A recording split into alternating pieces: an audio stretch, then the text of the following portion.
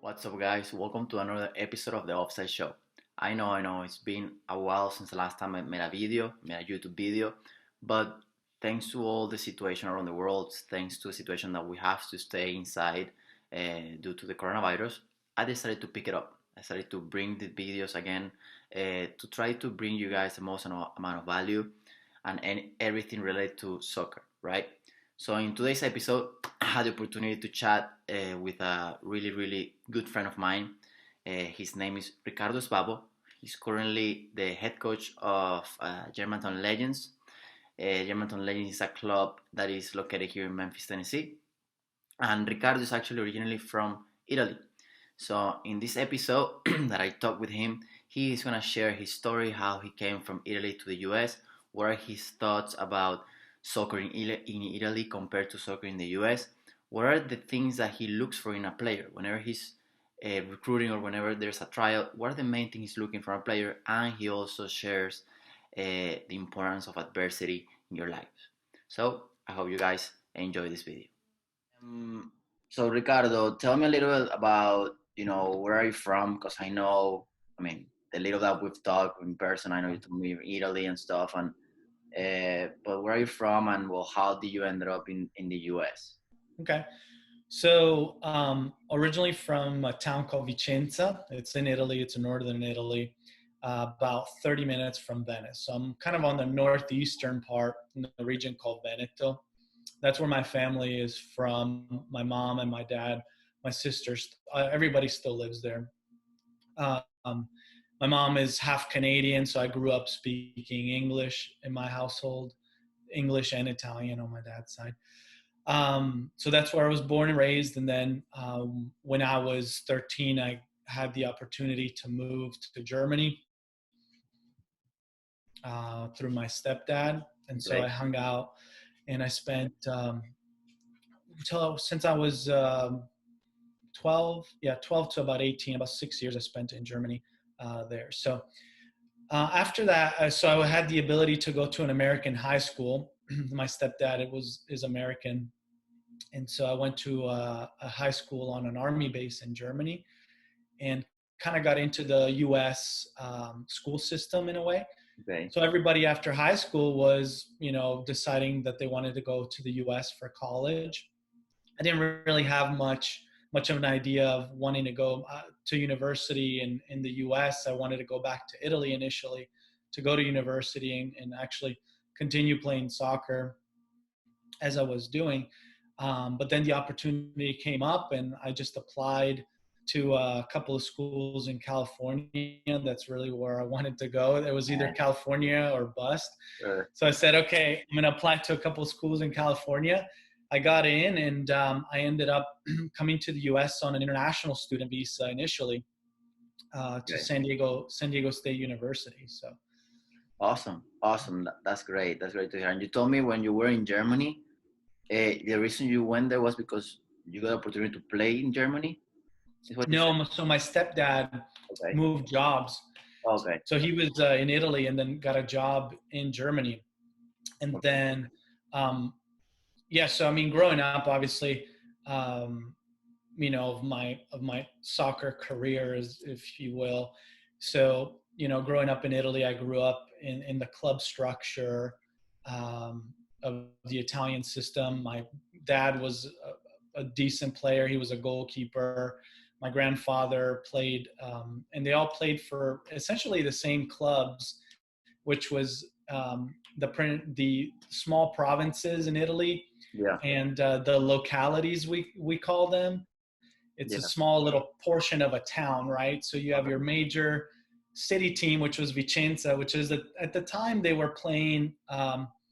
They had a really good run in the 90s. They were always mainly been in the second division of Italian soccer, but in the 90s they had a really good resurgence with coach by the name of Francesco Guidolin.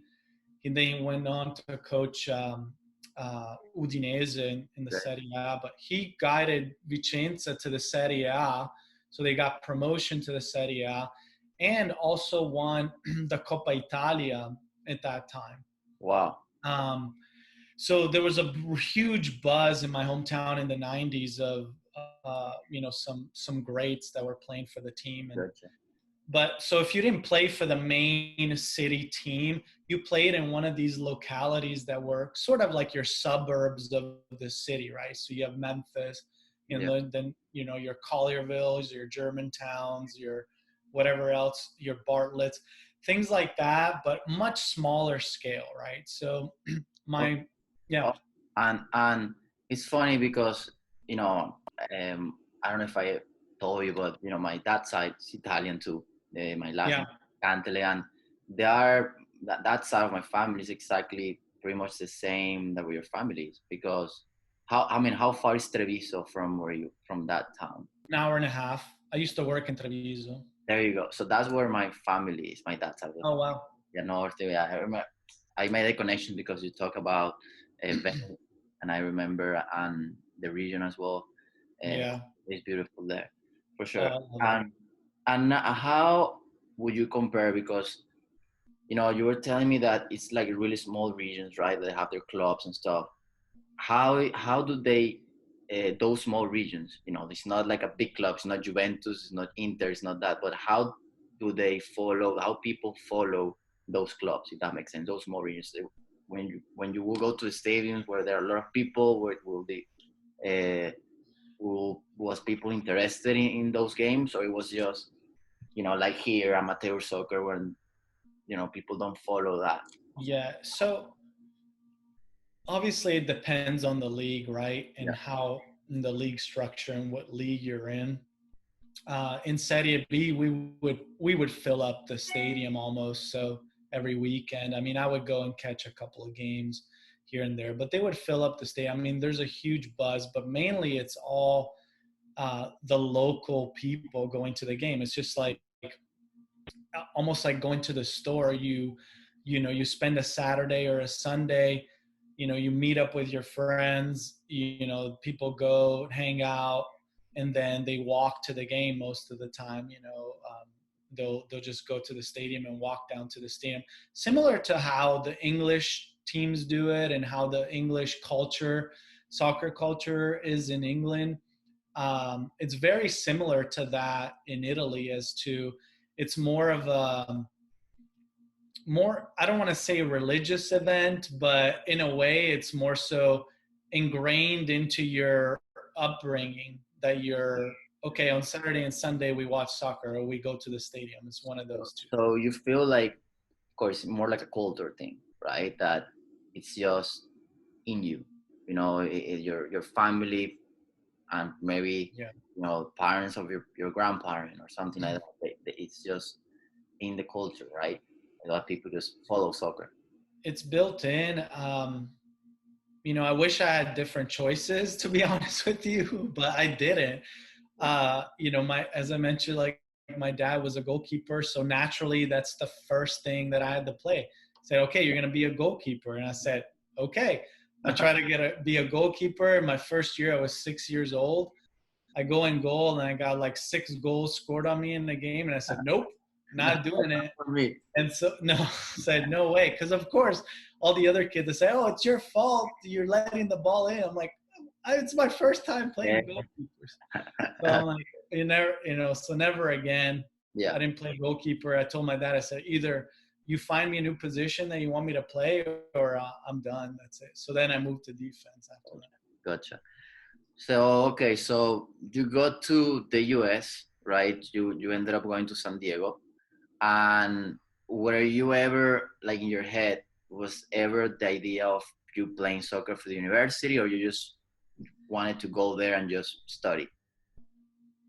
So a couple of things. So I wasn't familiar with a lot of the soccer. So I had played at a higher level prior to me coming to the U.S. I was in Germany, so I'll just back up a little bit on how I played.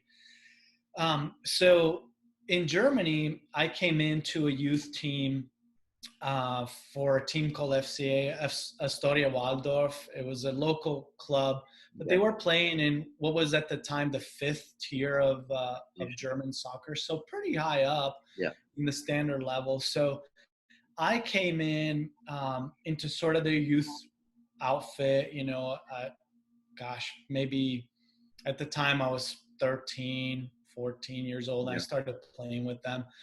And then continue playing year over year through my high school years. And then we would play high school. And then a lot of our, players would go and play with the club teams when high Yeah. school season was off and things like similar to how it is here.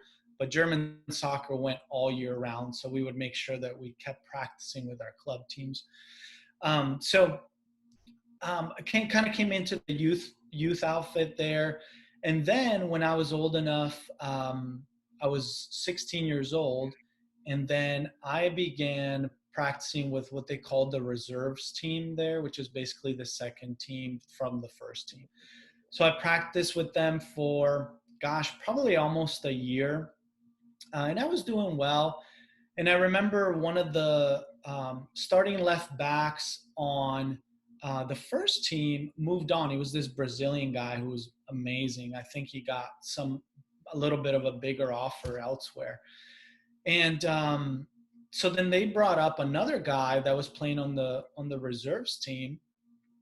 And so they said, well, we need somebody to kind of, just be a substitute. And so they said, hey, do you want to sign in and come and play on the first team and train with them? But they said, we're not going to really give you at 16, almost 17 years old at the time. We're not going to give you much opportunity, but you get to train. And I said, okay, I'll take the opportunity. So for, a good part of my almost senior year, at the time, because I left when I was 18. Yeah, so I was 17 years old. And I just sat the bench, really. I trained with these guys that were 25, 26 years old, but I just sat the bench and I was happy, to be honest with you, because I'm like, this is such a cool experience. I get to travel. I get to, sit on the bench and, be part of the, kind of have some sort of mentorship from the older guys. And they were like, they said, oh, no worries, your time will come probably in the next year or so, yada, yada. I'm like, okay, whatever.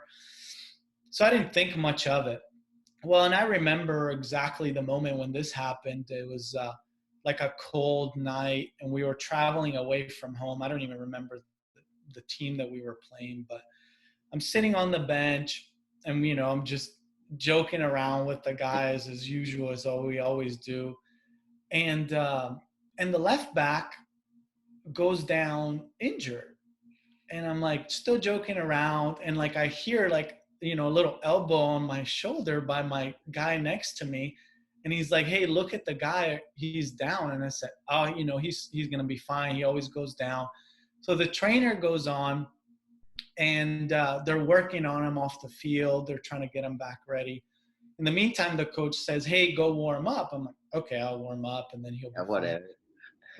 So I'm warming up on the side. And at the time we were playing in a place where there was a rail that was really close to the sideline. And there was, people watching the game very, very close to the sideline. I want to say maybe 10 feet, maybe less, very close. But they had a net and a rail. So they were behind the net. And so I'm warming up and I'm like, 17-year-old kid warming up. And they are just insulting me. Like, they're like, you are going to get killed when you go out there. Wow. Who are you? Yada, yada, yada. I'm like, oh my God. And I'm trying to keep my cool, right? Yeah. So guys, I see the trainer and he's like, he needs a sub. Yeah. Like, oh my God. And at that moment, I must have became pale, like lost all the blood in my body. Cause I'm like, I don't know what I'm going to do. Yeah. So they put me in, I go in, and I remember this moment, like you remember these things. It's vivid. A ball is coming as like the first ball that comes in over the top of the midfield. And I'm like, okay, I'm just going to catch it off the bounce. I'm just going to just clear it. I'm not even going to try and control it. And I whiff the ball, like completely whiff the ball. I'm like, oh my God. I'm like, they're gonna like let me go tomorrow. I'm not gonna have a place to play. So then the captain comes over and he's like, hey, just calm down. Everything is fine. Don't worry, blah, blah, blah. So then I started to get into the rhythm and play. And he basically told me the truth. He said, we don't have anybody else that can take your place right now. So just play your game. Yeah. And so I played an entire season. I was really the only guy that they played. So for a year, I started at a, higher level, in the regional league at the time. And, that was my big experience there at the high level. And then when I came to the US, it was never, I thought I was going to go back to Italy, and then everything changed when I came back to the US. Um, I did find out that the university had a soccer team. So I would go out and I tried out. They had open tryouts as well, where they took on like one or two guys Yeah. on trial, sort of to try out for the university. Gotcha. So, and I remember the first thing that they made us do when I got there it was a fitness test. I'm like, fitness test? Like, what is this? Like they're like, you got to run 7 miles in this amount of time. I said, okay. I'm like, okay, I'll try to do the fitness test. And I was out of shape at the time because I hadn't been, really practicing a lot. So I do the fitness test. I'm like, okay, well, what does this, prove? And they're like, well, this just so you can try out. I'm like, okay.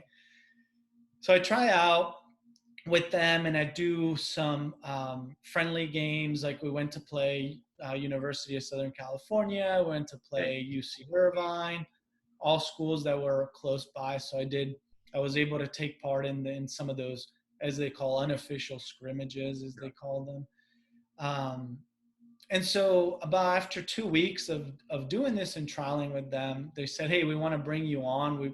We think that we can redshirt you your first year. And I didn't know what redshirt meant at the time. Basically, they explained it to me.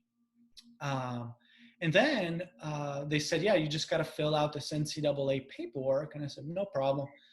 I'll fill out this NCAA paperwork. Being, international student, I said, is that a problem? And they said, no, it shouldn't be an issue, blah, blah, blah.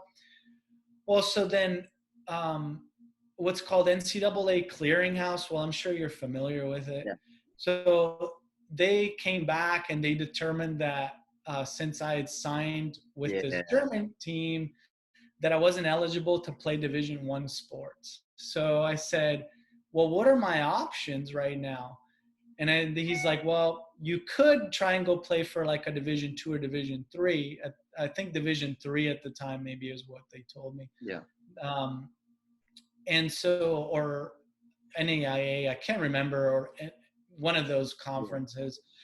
So I said, well, what would I have to do? And said, well, you have to go back to Italy, then apply to a different university, and I was still under student status. So basically San Diego State was sponsoring my visa to be there as an international student. Yeah. So I was like, you know what, this seems like a big deal over, me wanting to play soccer. So I think if I really wanted to do it, probably could have gone back to Germany, reapplied to a different university, got a different student visa. It was just a mess.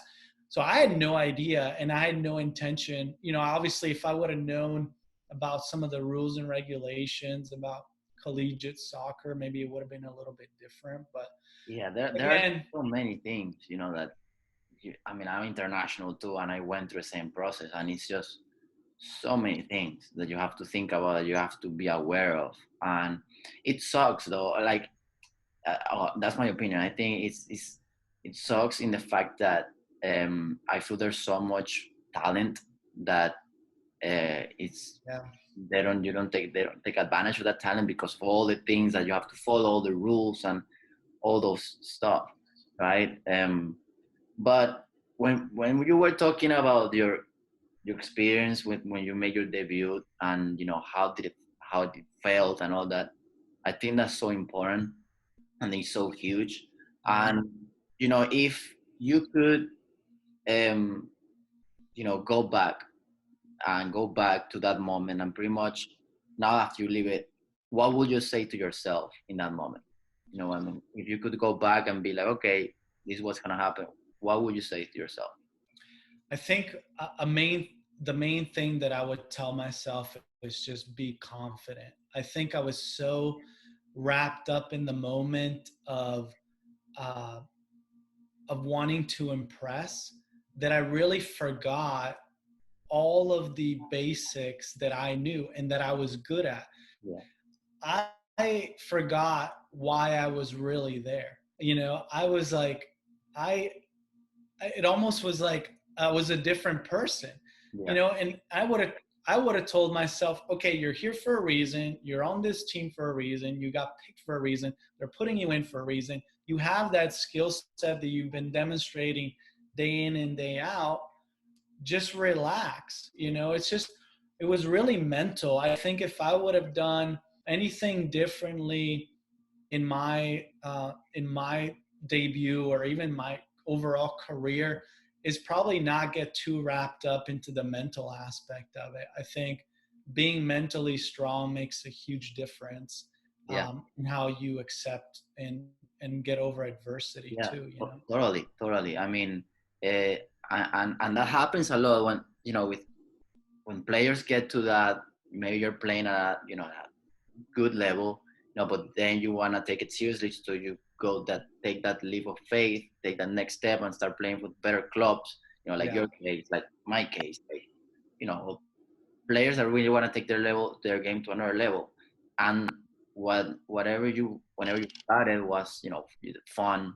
You just kick a ball, you're having a blast, and then it becomes so serious, such a routine, that it's common. It happened to me as well. Like, I start thinking that it's almost like a job, but Yeah. you cannot forget that it's a game, and that what you say, yeah, you have to be confident, and that at the end of the day you have to enjoy it, and whenever you enjoy it is when you perform the best. Definitely. I think when you're just out there and you have no care in the world, I think that's when you show your best. You Yeah, know, I think, you know, it was difficult because I always, um, I mean, and not to go, you know, into a rabbit hole, but also pressure, you know, pressure from parents. I mean, I had it. I see it here too. I see it all the time. yeah, You know, it's huge. my dad wanted me to be the best possible player, and you know, kind of follow in his footsteps and all these other things. And so, of course, as a kid, that puts pressure on you. And I'm like, I just want to hang out with my friends and, you know, and play the game. Like, I don't, you know, I'm 7 years old, 8 years old, and, you know, I'm being told, you know, that winning is what matters. And like, I don't subscribe to that mentality. You know, I've always been like, well, I think you also need to have fun at the younger ages. Sure, if you want to take it seriously and you want to go to the next level, absolutely, all you're gonna have to be 100% committed. Yeah, But at the younger ages, and we're learning and we're teaching and we're, you know, focusing on technique and things like that, hey, you gotta have a good time. yeah, no, and I agree with you. Like, nowadays, like, there's so much, parents are putting so much pressure on kids, and how they need to do certain things, Yeah. and that's when they also have to understand that at the end of the day it's a game. you know all these years, and even the pros, it's a job. That's what they do for a living, but at the end of the day they know that, they say that they're fortunate that their job is a game. Exactly. It's soccer, right? So, okay, so you went to school there, you stayed there in San Diego, right? Stayed in San Yeah. Diego, then you graduated. Then what happened after that? So, really, after graduating school, I was like, well, I need to find a job, right? So I need to be able to support myself. So, really, I started working at the time for car dealerships, and you know, worked for BMW. Soccer was always a passion of mine. Um, I played a little bit with couple of PDL teams, one that was close to LA area. They were called the SoCal Seahorses at the time. And then I tried to play with another team called the Renegades. They were closer to the border. They played in the PDL at the time, 2003, 2004 timeframe. So again, being a broke college kid, I didn't have a lot of means of transportation and getting myself to the LA area twice a week to train. So it kind of became secondary at the time. Yeah. So I just wanted to try to thrive in the US. And so I just worked and just played for fun. I Yeah. played for fun. I played, in local leagues and things like that after that. And that gave me satisfaction until really I started to find coaching. Yeah. And that was a way for me to connect with my players and different players and staying around the game that I love was really through coaching now. Yeah. And it's still a big, obviously it's a big part of my life now. So. Totally. Totally. And so then how did you ended up in Memphis? Because you were in California. Uh, what was the reason why you take the step to go to Memphis? Yeah, so we had my ex-wife at the time. We had job offers here in Memphis. So we came in. I got here in 2015. I want to say, yeah, it's almost 5 years. 2015, we moved to Memphis. Yeah, mainly for work, really. I did connect. So I coach for Germantown Legends. Yeah. And there was a couple of, I was coaching in California previously. So I coached for a club called Encinitas Express at the time, which was ran by a guy named Guy Newman. He was an old Olympic soccer guy. He played soccer in the Olympics a long time ago. And for this indoor team called the San Diego Sockers. Okay. It was forgot what the indoor, but it was their indoor league. It was pretty neat. They would play on like this AstroTurf, like really hard AstroTurf. Cool. Anyway, so he played for them. And so he was connecting me with some coaches. He says, hey, I actually have a couple of connections in Memphis with this club called Lobos Rush. And I said, oh, okay. And so he sent a couple of emails. And, I talked to a couple of people from the Lobos organization. And, they said, yeah, whenever you come to Memphis, meet with us and we'll discuss, possibly getting you a coaching opportunity here. I said, perfect. So then I also reached out to a couple of different clubs. I reached out to Legends. Okay. I think whatever else is here, like Soccer Olay, I think possibly. I don't remember exactly all the clubs. But I was just trying to put feelers out there and see, hey, is there an opportunity to coach here?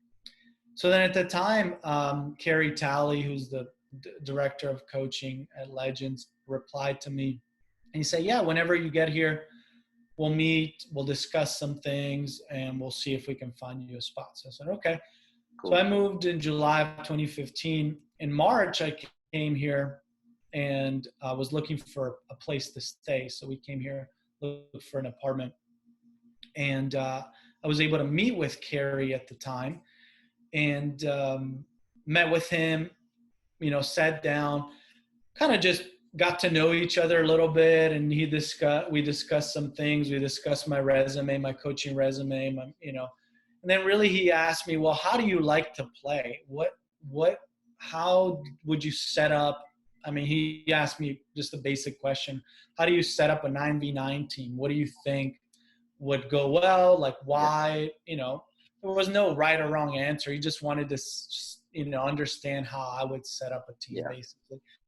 So I did, we talked and a lot of things that we were talking about, I think we aligned on what we wanted, on how a soccer team should be run. And I asked him how his club was run and the differences. So a lot of those ideas kind of aligned with what I believed in from the philosophy of teaching the game. Okay, let me make that clear. The philosophy of actually coaching the game of soccer was very similar. So I said, great, if you got a spot, I would love to come on board. And he said, yeah, I've got a spot for you. So that's how I ended up starting to coach with Legends. And now it's been about 4.5 years with them. And it's been a great experience, a great club. It's a small enough club to where you kind of know each other.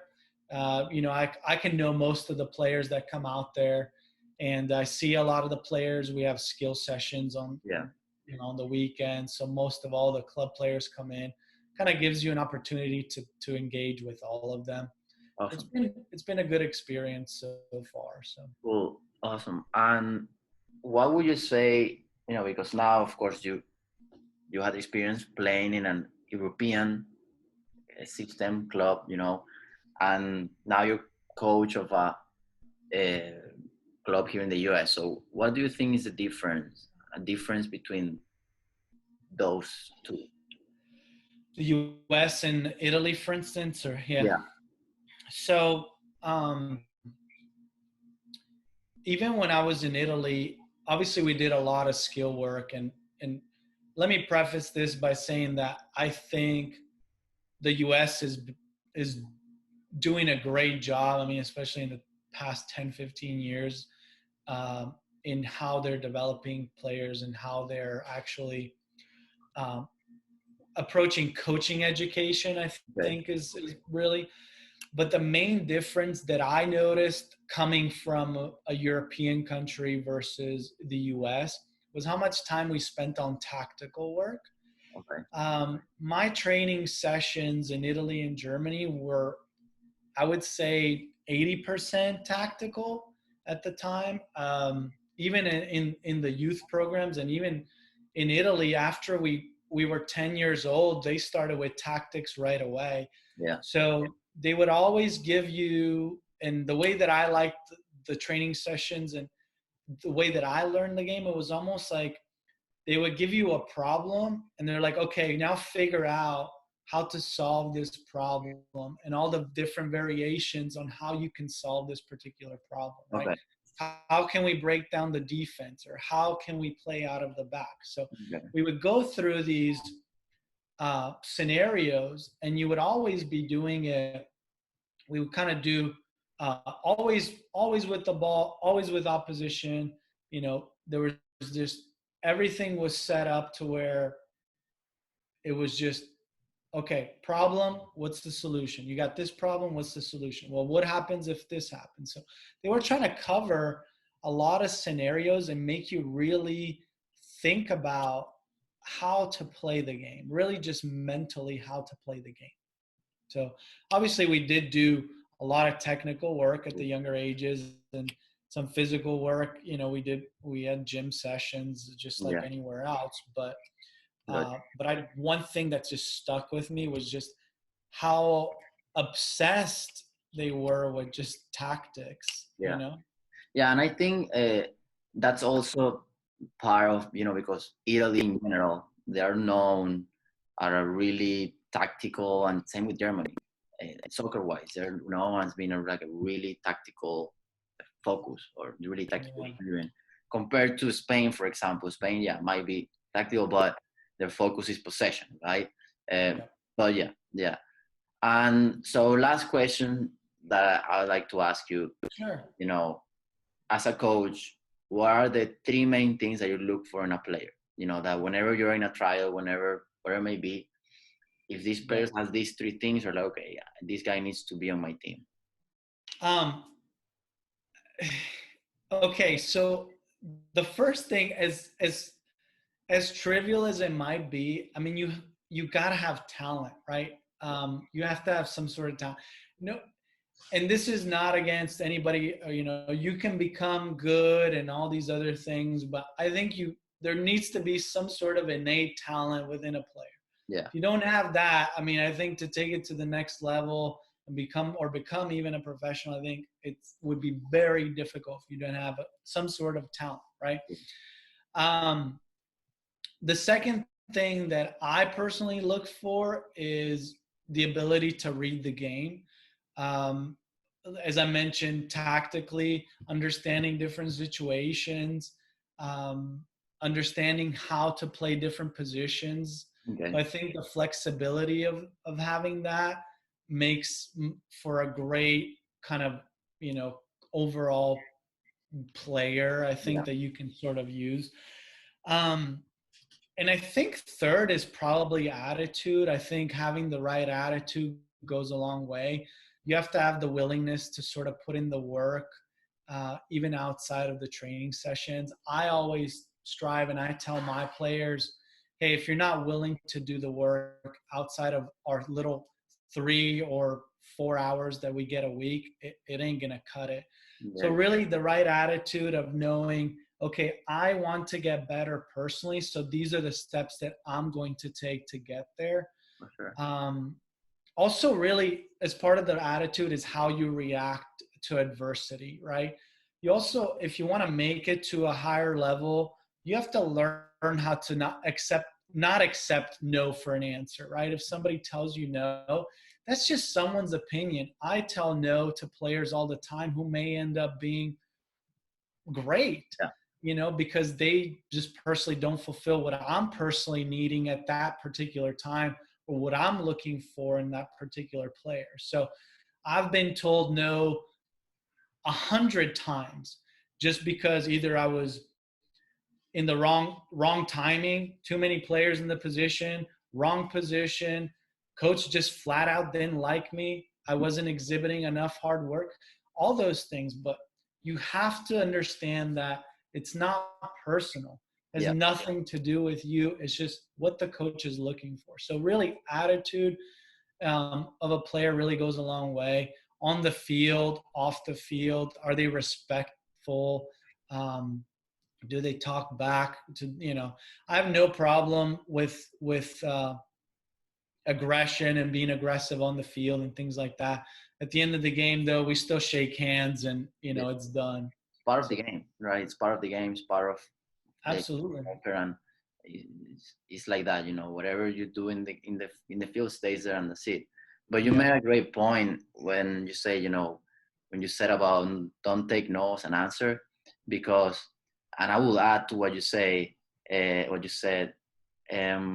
It's like everybody gets told that no every once in a right. while, right? It's normal. Absolutely. So that's, I think, that's another thing that people needs to understand. Players, in this case that we're talking about, that if you get told no, you're not the first one that gets told no. That makes sense, right? So you gotta understand that it's just common. It happens, and okay, let's bounce back and just keep Exactly. pursuing what you want, right? You have to have that right mentality, right? And I always tend to see, well, hardship kind of tells you a lot about a person, right? How they react. I think, yeah, it's easy to be happy and jovial when everything is going well, but how do you react when things aren't really going your way? I Exactly. think that really tells you a lot about someone's character. So that's what I tend to look for is, yeah, those two things, obviously talent and the ability to play the game and read the game, but really, are you are you going to be a team player? How are you going to react to those Yeah. things? So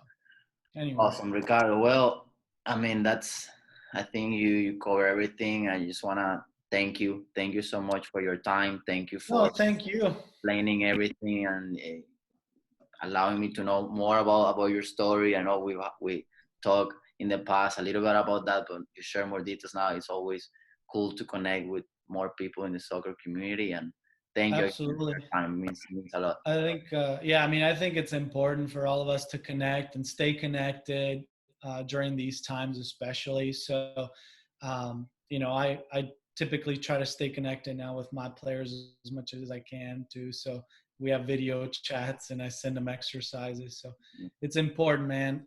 So I thank you for your time. Thank you for having me. And anything you need, you know where to find me. Same here. Anything that you need, send me a text. Absolutely, brother. Man. Thank you. Have a All great day. right. Bye bye. Have a good